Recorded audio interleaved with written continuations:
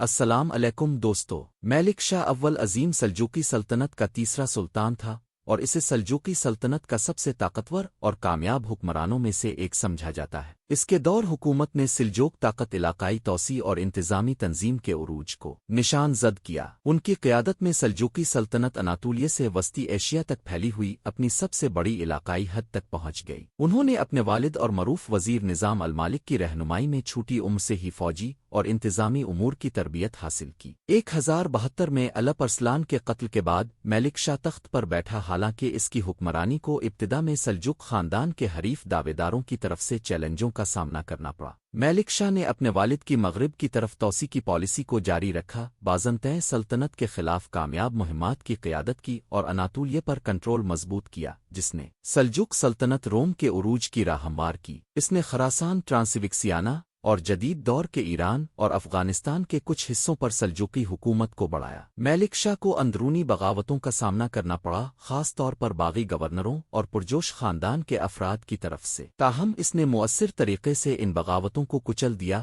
اور سلطنت کے استحکام کو برقرار رکھا۔ ملک شاہ نے عباسی خلافت کے ساتھ مضبوط اتحاد برقرار رکھا، بغداد میں خلیفہ سے سلطان کا خطاب حاصل کر کے اپنی قانونی حیثیت کو مستحکم کیا۔ ان کے دور حکومت کی اہم شخصیات میں سے ایک ان کا طاقتور وزیر نظام المالک تھا، جس نے اہم انتظامی اور عدالتی اصلاحات نافذ کیں۔ ملک شاہ نے ٹیکس کی وصولی، زمین کے انتظام اور اسلامی قانون پر مبنی قانونی نظام پر مضبوط زور دینے کے ساتھ ایک اچھی ساختہ انتظامیہ قائم کی۔ ان کے دور حکومت میں سڑکوں، کاروانسرائیوں اور آبپاشی کے نظام کی تعمیر، تجارت اور زراعت کو سہولت فراہم کرنے کا کام دیکھا گیا۔ اپنی کامیابیوں کے باوجود ملک شاہ کو اپنے خاندان کے اندر سے چیلنجوں کا سامنا کرنا پڑا، خاص طور پر اپنے بھائیوں اور بیٹوں نے جو اقتدار کے لیے لڑ رہے تھے۔ حسن صبا کی قیادت میں قاتلوں کے بڑھتے ہوئے اثر و رسوخ نے اس کی اتھارٹی کے لیے خطرہ بنا دیا۔ اس کی انتظامیہ کی کئی اہم شخصیات کو نشانہ بنایا گیا۔ ملک شاہ 1092 میں اپنے وزیر نظام المالک کے قتل کے فوراً بعد